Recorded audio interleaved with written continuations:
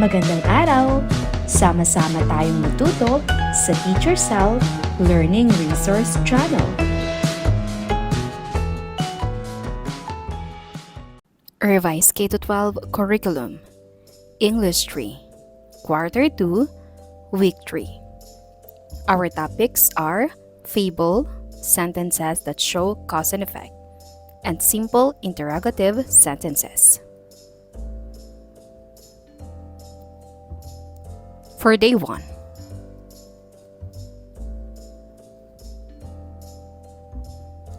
For the lesson purpose, today we shall read an interesting story about animals.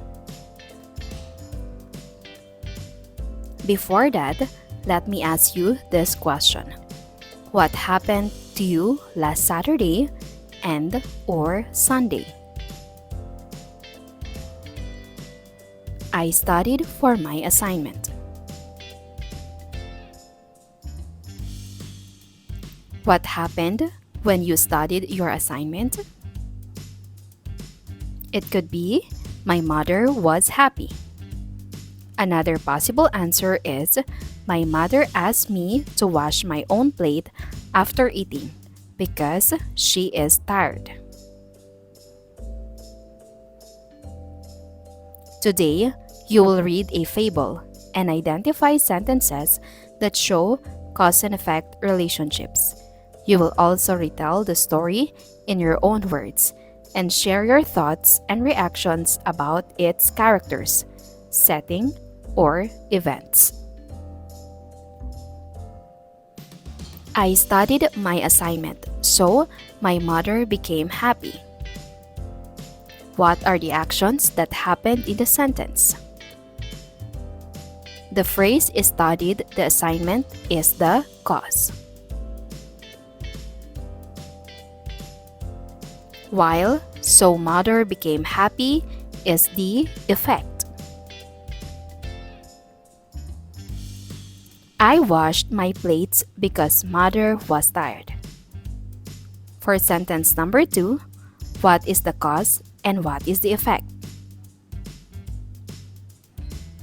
Later in the story, there are actions that result in different effects.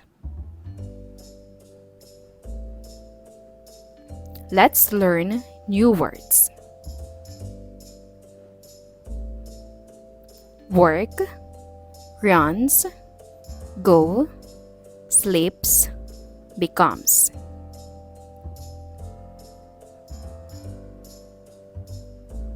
For the lesson language practice, let's have an activity. Fill in the blanks with the correct word from the word pool below to complete the sentences that follow. For the choices, we have work, go, runs, sleeps, becomes. Number 1, the farmer and the carabao blank hard in the rice field. 2, in the beginning of the race, Tamo blank faster than Digoy. 3, the excited animals blank near the hilltop to see who wins the race. 4, thinking he would win the race, Tamo blank in the muddy spot under the mango tree. 5, after losing the race, Tamo blank humble and accepted that animals have different abilities.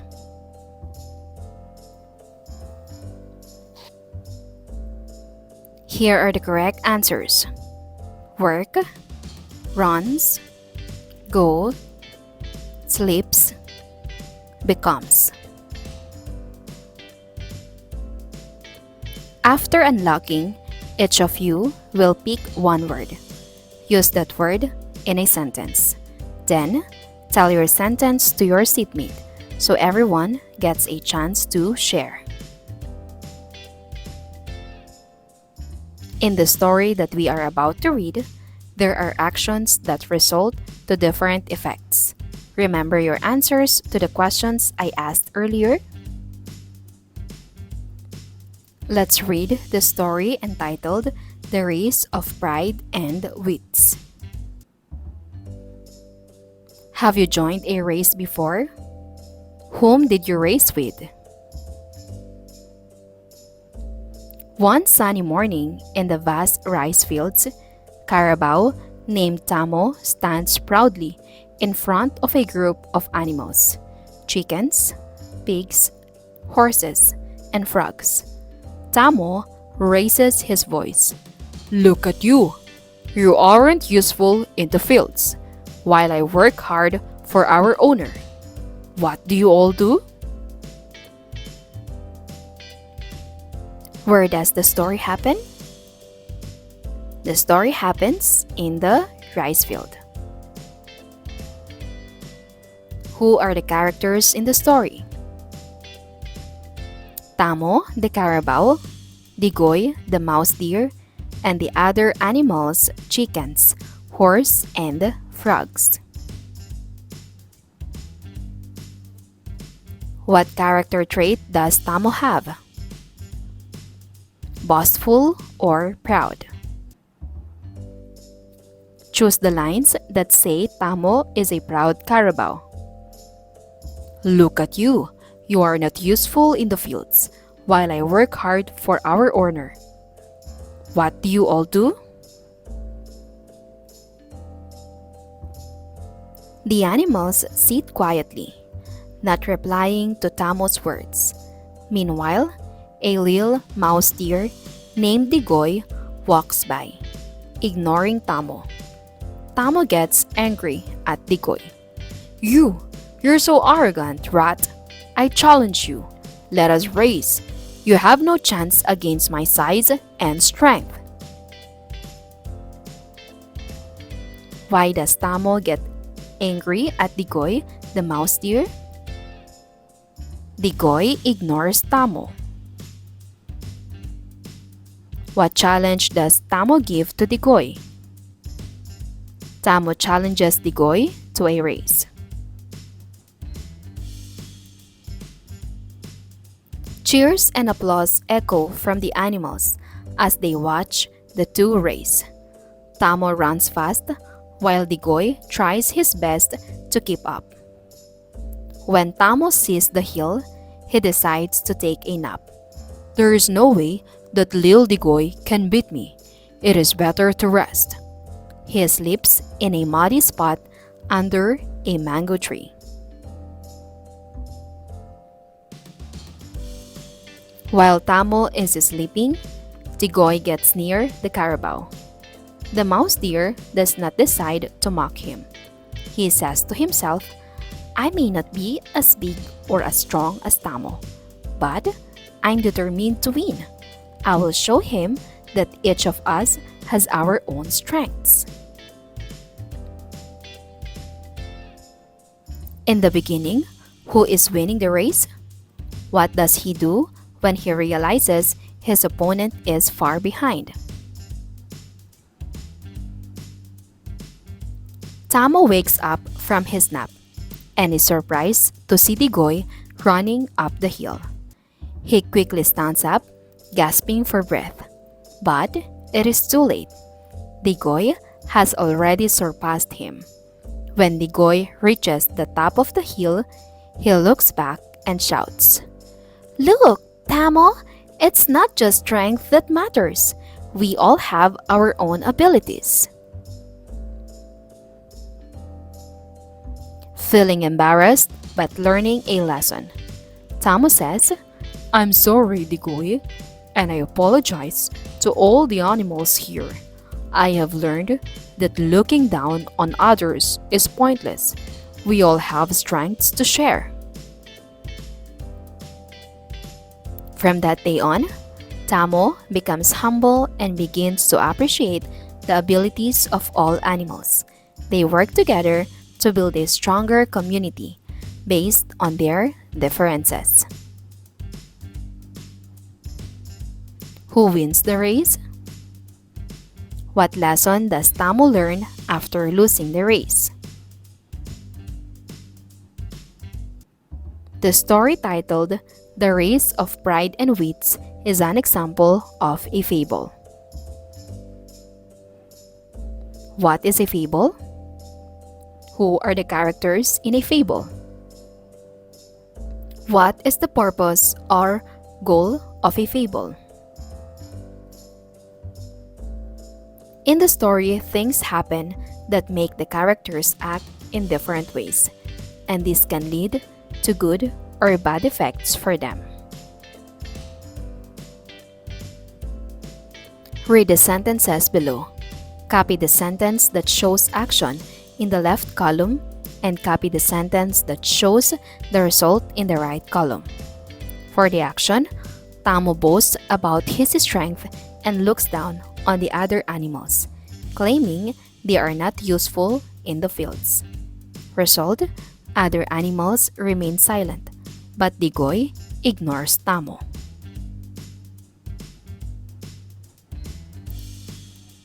Tamo boasts about his strength and looks down on the other animals, claiming they are not useful in the fields. Other animals remain silent, but Digoy ignores Tamo. Next, Tamo gets angry at Digoy for ignoring him and challenges him to a race. Digoy accepts the challenge. Tamo is overconfident in his strength and size, believing he will easily win the race. He decides to take a break and falls asleep during the race. We find the cause and effect in a story to help us better understand what we read. Usually, an event occurs because something made it happen. The first that happened is called cause. What happens after is called an effect. Cause is an event that explains why something happens. Effect is the result of what happened. Let us look at the following sentences. Tamo boasts about his strengths and belittles the other animals, saying they are not useful in the fields. The animals remain silent, and Digoy ignores Tamo, which angers him the more. Tamo gets angry at Digoy for ignoring him and challenges him to a race. Digoy accepts the challenge. Tamo is overconfident in his strength and size, believing he will easily win the race. Tamo decides to take a break and falls asleep during the race, making Digoy reach the hilltop first. Now, identify the cause and the effect in the sentence. Place them in the table that follows. We have sentence number 1, 2, and 3. In the second column, write the cause, and in the third column, write the effect.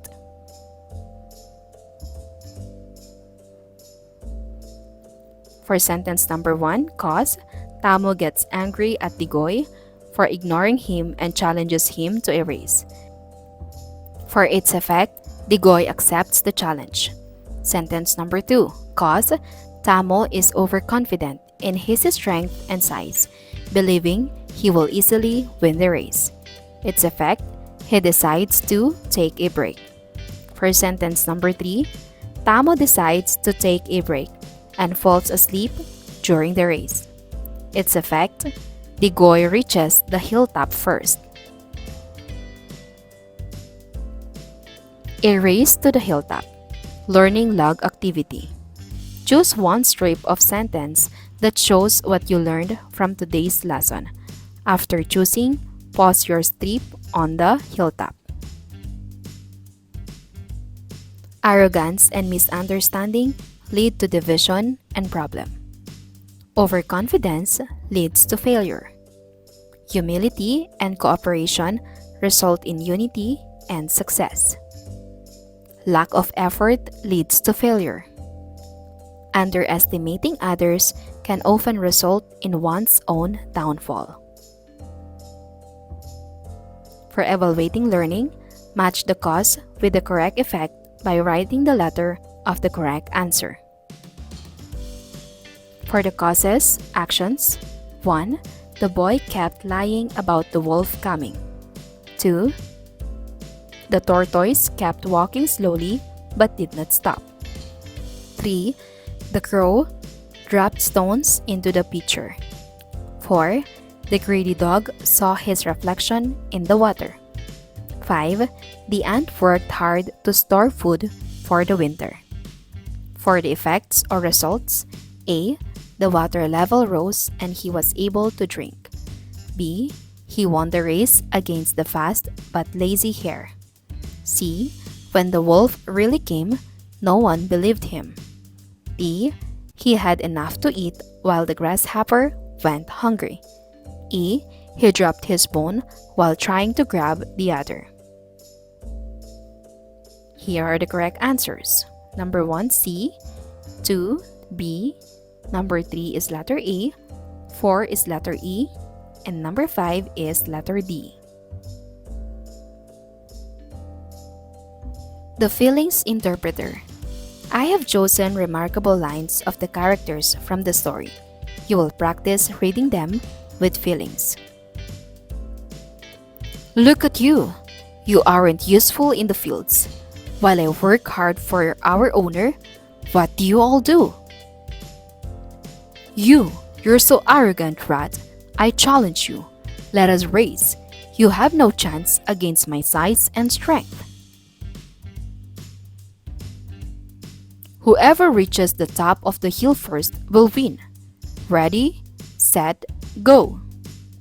Look, Tamo, it's not just strength that matters. We all have our own abilities. I'm sorry, Digoy, and I apologize to all the animals here. I have learned that looking down on others is pointless. We all have strengths to share.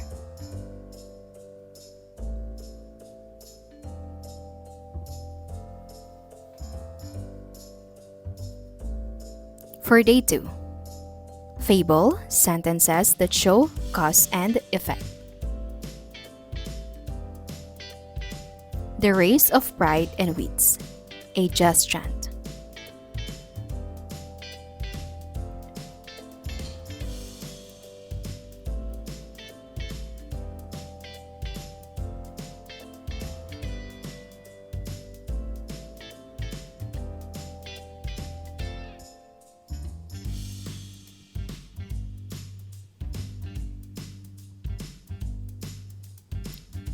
Today, you will read words correctly based on their meaning.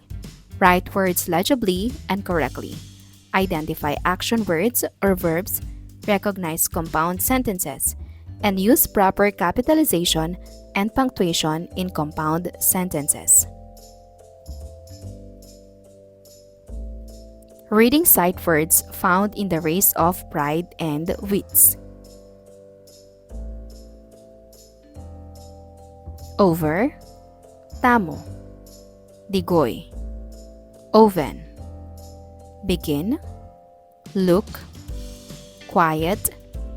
Say. River.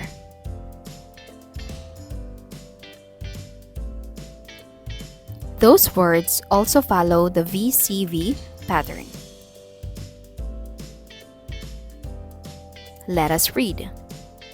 Over. Even. Tamo. Begin. River.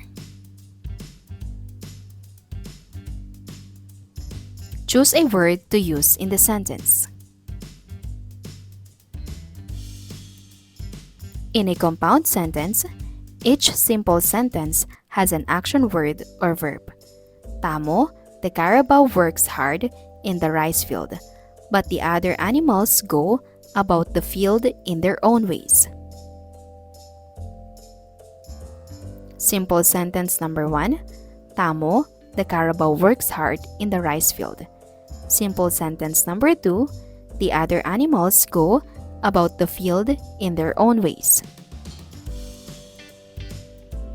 Aside from verbs, coordinating conjunctions are also present in a compound sentence. The coordinating conjunction used is but. Coordinating conjunctions are remember, fun voice, for, and, nor, but, or, yet, so. Keep in mind that you put a comma before the coordinating conjunction. Here is another example of compound sentence using coordinating conjunction. Tamo challenges Digoy to a race. Sentence 1. Digoy accepts the challenge. Sentence 2. Tamo challenges Digoy to a race and he accepts it. What action words are used in the example compound sentence above? Connect the simple sentence in column A with another simple sentence in column B.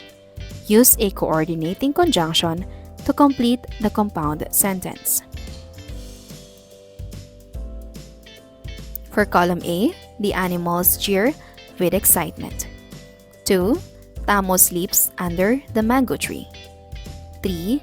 The carabao loses the contest. Column B, A. So Tamo apologizes to all the animals. B.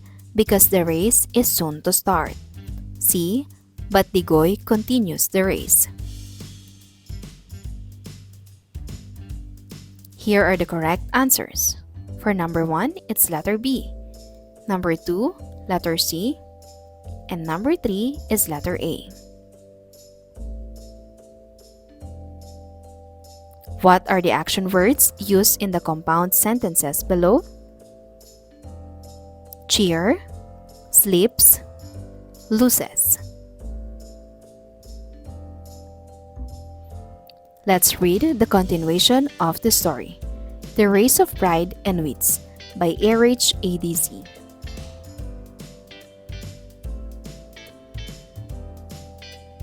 Tamo wakes up with a big surprise. He sees Digoy is already halfway off the hill. Digoy looks small against the bright sky.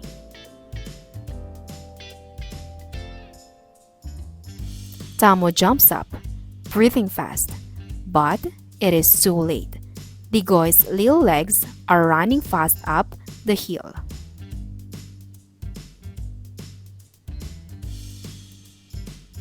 He does not laugh at Tamo while he is sleeping.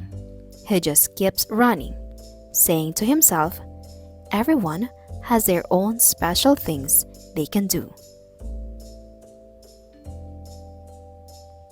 Now, Tamo watches Digoy get to the top of the hill. He turns to Tamo and says, "It is not just about being big and strong, Tamo. It is about using what you have." Why was Tamo surprised when he woke up? Tamo was surprised because Digoy was already halfway up the hill. What did Digoy say to himself while running up the hill? Digoy said to himself that everyone has their own special things they can do. What lesson did Digoy teach Tamo at the end? Digoy taught Tamo that it is not just about being big and strong, but about using what you have. Take a look at these illustrations.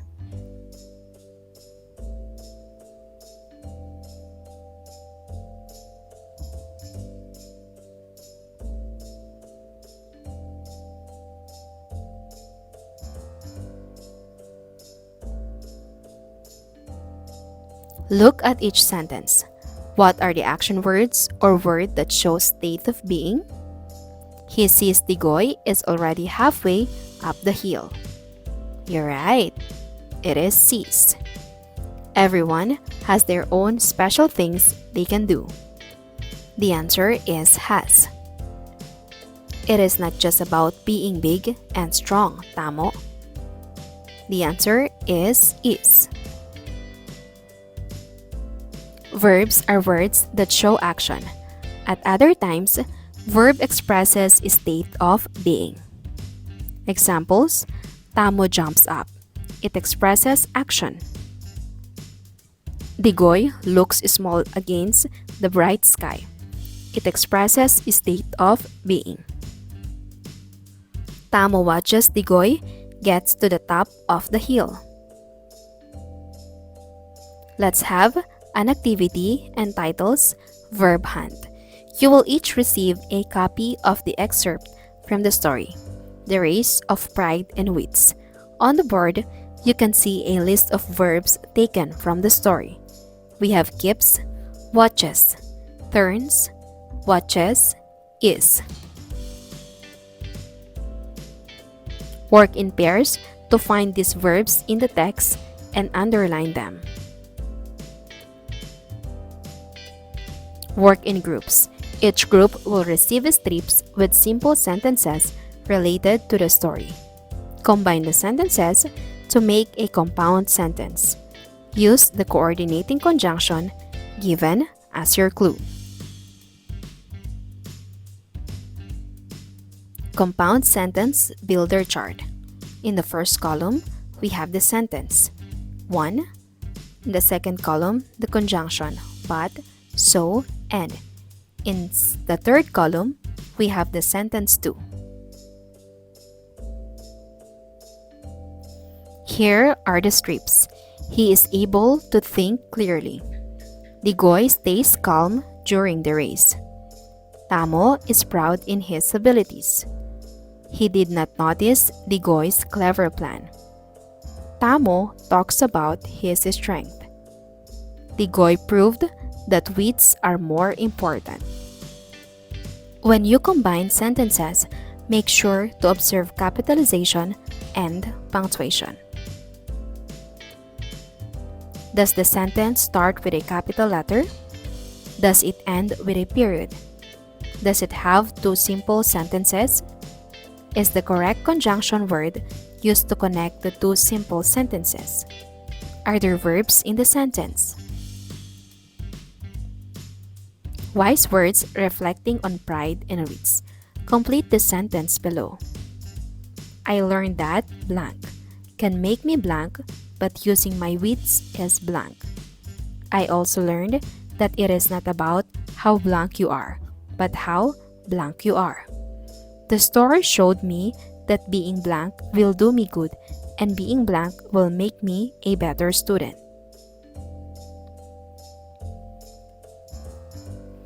Read each sentence carefully. Underline the action word or verb in each sentence. Circle the coordinating conjunction and, but, or, so. The cat chased the mouse, but it ran away. Jake washed his hands and he ate his lunch. We can play outside or we can stay inside. Lily forgot her umbrella, so she got wet in the rain. Tom kicked the ball, but it went the wrong way. Here are the correct answers: chased, bought, wash, and play, or forgot, so kicked, bought. For your homework, Tamo raises his voice, but the animals do not reply. What are the two actions in this sentence? Write a sentence about Tamo and Digoy using two connected actions. Use a linking word like and or but.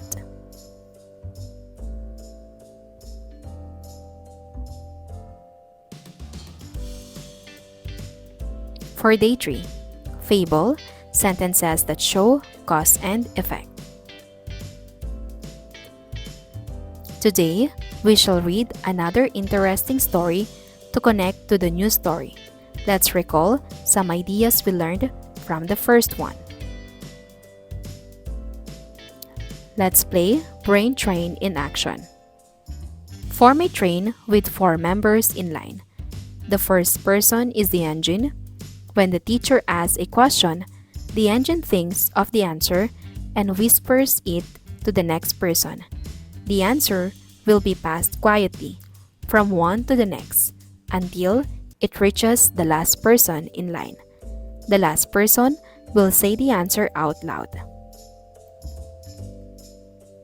Example questions for cause and effect. Who are the 2 animals who raced against each other? It's Tamo and Digoy. Where did Tamo sleep? In muddy area or under the mango tree. When Tamo lost the race, what did he say to Digoy and to the other animals? Sorry or I apologize. Today, you will read a fable, use common expressions and polite greetings, and retell the story in your own words. You will also identify the cause and effect of events, recognize high-frequency words, and share your thoughts on the characters, setting, or events in the story. Have you ever asked for a favor, or has someone ever done a favor for you? How did you react? Here are common expressions and polite greetings. Excuse me. May I help you? Thank you. Please. Complete the sentences below by filling in the blanks with the correct common expressions or polite greetings. Choose from the list given. I see that you are having a hard time carrying the books. Blank. Blank, help me in cleaning our classroom. You are a very kind classmate. Blank. Here are the correct answers. May I help you? Please. Thank you. Activity Sheet 2. Write yes if you agree with the sentence and no if you disagree with it. 1 says thank you to express his or her gratitude to someone. I cannot help you. This sentence means that one is ready to offer help. Saying I'm sorry means that you feel bad about what happened or you feel bad about the mistake. 4. Saying excuse me is a polite way to get someone's attention, especially when you need to ask a question or pass by them. 5. Greeting people, especially elders, is a kind way to show respect. Here are the correct answers. For number 1, yes. 2, no. Number 3, yes. 4, yes. And number 5 is yes.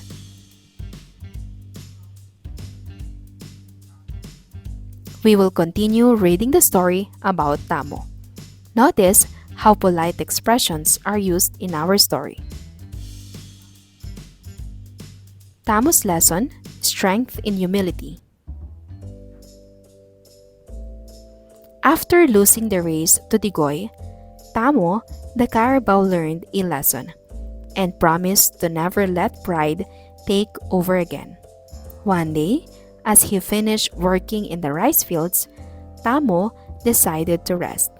Soon, he saw a group of birds trying hard to carry heavy grains to their nest. May I help you? Tamo asked, remembering Digoy's lesson about working together. With his strong body, he carried the heavy grains easily, while the birds showed him the way with their sharp eyes. Together, they finished the job quickly.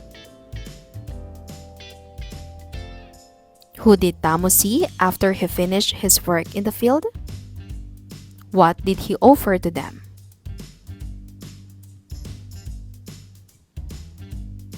Later, Digoy came to Tamo with a smile. I see you've learned to use your strength well, he said. Tamo nodded and said, Thank you, Digoy. I've learned that being proud can push others away, but teamwork brings everyone closer. From that day on, Tamo became a kind leader in the fields. He was always ready to help and appreciated what others could do.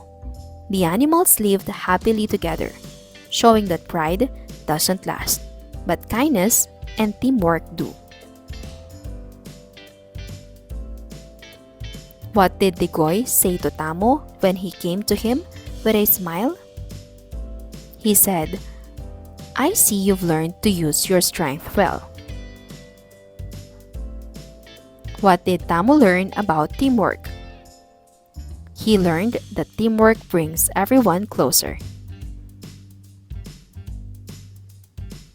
Let us review what a fable is. Use the meanings as clues to solve the crossword puzzle. Some letters are already provided to help you.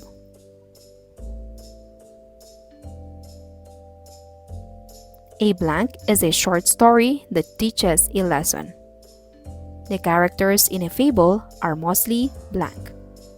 The blank at the end of the story helps learn something important in life. Here are the correct answers. For number 1, fable. 2, animals. Number 3, lesson. Using the story, Tamo's lesson, strength in humility, identify sentences showing cause and effect. Match the round balloons as the cause and the rectangular balloons as the effect. Tamo saw the birds carrying heavy grains, so he helped them.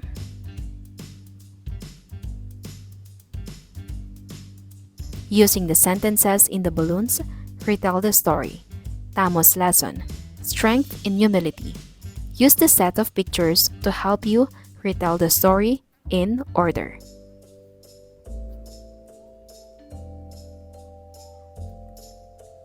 Using the story, Tamo's lesson, strength in humility, identify sentences showing cause and effect. For your exit ticket, a fable is a short story that teaches a lesson. It often uses animals, plants, or objects as characters that talk and act like humans. The lesson in a fable is usually about being kind, honest, brave, or making good choices. What lesson did Tamo learn in the story? He learns to be humble. He realizes that helping others using his strength is better. He learns to apologize to other animals. Choose the most polite expression for each situation. When the rabbit is about to race the turtle, what should the rabbit say? A. Good luck. May the best one win. B. I'm going to beat you easily. You're right. The correct answer is letter A. Good luck. May the best one win. When the lion helps the mouse, how should the mouse thank the lion? A. Thank you, kind lion, for saving me. I didn't need your help. Very good. The correct answer is A. Thank you, kind lion, for saving me. When the crow gets a drink from the pitcher, what should the crow say? A. Thank you for your help. B. I got what I wanted. You're right. The correct answer is A. Thank you for your help. When the ant offers food to the grasshopper, how should the grasshopper respond? A. Thank you. I will plan better next time. B. I don't need your food. You're right. The correct answer is A. Thank you. I will plan better next time. When the dog drops his bone because of his reflection, what should the dog say? A. I don't care about the bone. B. I'm sorry for being greedy. You're right. The correct answer is B. I'm sorry for being greedy. For your homework, partners in time. With your classmate, use polite expressions. Share how you can offer help to others. And do not forget how to answer every time help is being offered. Example, student A, excuse me, can you please help me erase the blackboard? Sure, I am glad to help you. Thank you, you are a big help.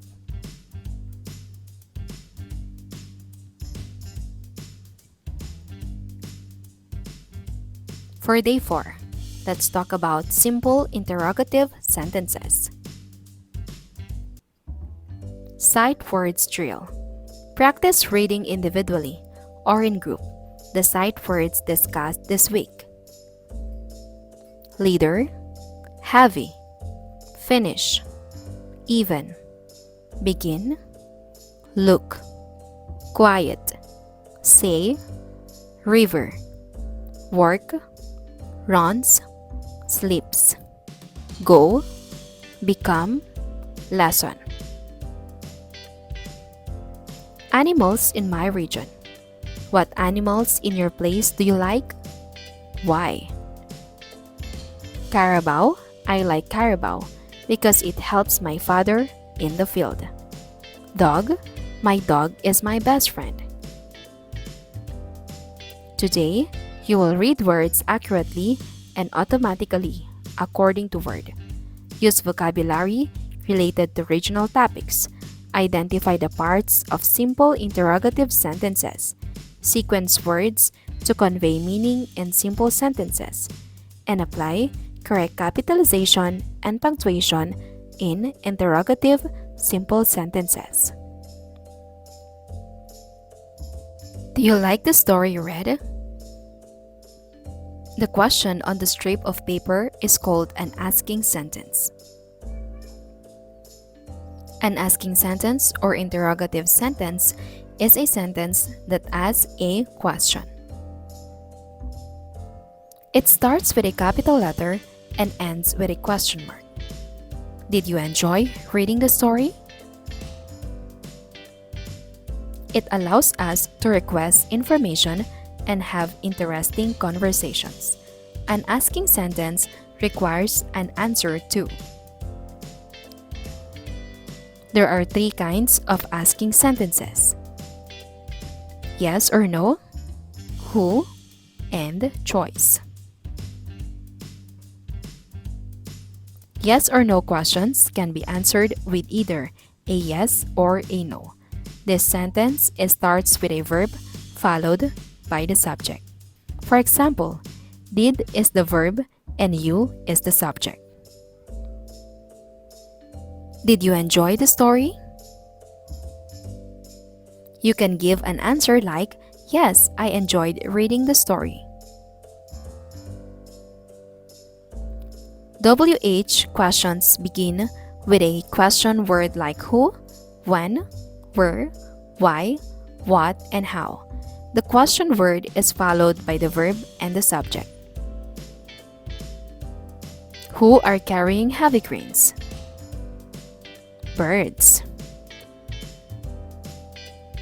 Choice questions offer a choice of 2 or more answers to the question. Do you like proud tamo or humble tamo? For individual reading and guided reading, each of you will receive a copy of the story Tamo, Strength in Humility. Read the story carefully on your own, then read it again to understand it better. Instructions for Group Tamo for fluent readers. Read the text by yourself. If you have trouble reading a word, try this. Look at the pictures for clues. Read the rest of the sentence to guess the word. Break the word into smaller parts of syllables. Read the words again slowly and carefully.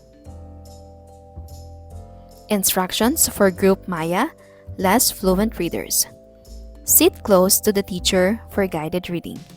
First, listen carefully as the teacher reads the passage aloud. Then take turns reading the same passage aloud together with the teacher, and try to follow the way the teacher reads. Remember, when you ask a question, you can begin with do, thus, or did. Example, did the birds feel happy after Tamo helped them? Notice too that the first letter begins with a capital letter and the sentence ends with the correct punctuation mark. Let's practice. Complete the interrogative sentence or asking sentence below by choosing the correct answer from the parentheses. Did, where, blank Tamo offer to carry the heavy grains for the birds? Do you like carabao or cow, blank? Who, blank became the leader in the fields? You're right, the correct answer is did, question mark, and the who that starts with capital letter. Pairing question and answer strips. Practice 1. Pick a question strip and read it carefully. Find the matching answer strip and pair them together. Work with a partner to check your answers and help each other. Where did the story happen? The story happened in the fields. What seemed to be the problem of the birds? The birds were carrying heavy grains. What was the solution to the problem in the story? Tamo helped carry the heavy grains for the birds. Who became the leader in the fields? Tamo became the leader in the fields. Practice 2. Put all the answers together by writing them in your notebook. Tamo's lesson is a lesson for all. For each rice grain, write the good actions of Tamo in the story. You can choose the answers from the basket.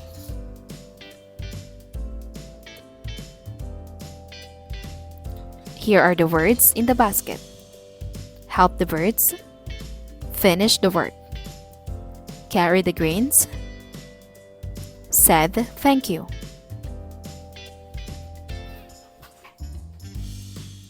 Choose the most appropriate asking sentence for each situation. The tamaraw is known for its strength. Which asking sentence would you use to learn more about it? A. What is the size of the tamaraw? B. What does the tamaraw eat? C. Where can you find the tamaraw? You're right. The correct answer is what does the tamaraw eat? The kabayo helps farmers with work. Which asking sentence would you use to learn about its role? A. How fast can a kabayo run? B. What is the role of the kabayo in farming? C. Why do people keep kabayo as pets? You're right. The correct answer is B. What is the role of the kabayo in farming? The bakoko helps farmers plow fields. Which asking sentence would you use to learn where it lives? A. How do you take care of a bakoko? B. Where is the bakoko commonly found? C. What does a bakoko look like? You're right. The correct answer is B. Where is the bakoko commonly found? The taboy is active in the mountains of Cebu. Which asking sentence would you use to learn when it is most active? A. What time of day is the taboy most active? B. How do people protect their crops from the taboy? C. Why is the taboy considered a threat to the community? You're right. The correct answer is A. What time of day is the taboy most active? The salaksak fish lives in Mindanao's rivers. Which asking sentence would you use to know when it is most abundant? A. How big is the salaksak fish? B. When is the salaksak fish most abundant? C. What is the favorite food of the salaksak fish? You're right. The correct answer is B. When is the salaksak fish most abundant? For your additional activity, think, pair, and share. Think of one question to ask your classmate. After you ask, your classmate will give an answer. Then switch roles. Your classmate will ask you a question and you will answer. When both of you are finished, share your questions and answers with the class. Example, why did Tamo help the birds? Tamo helped the birds because the grains are heavy.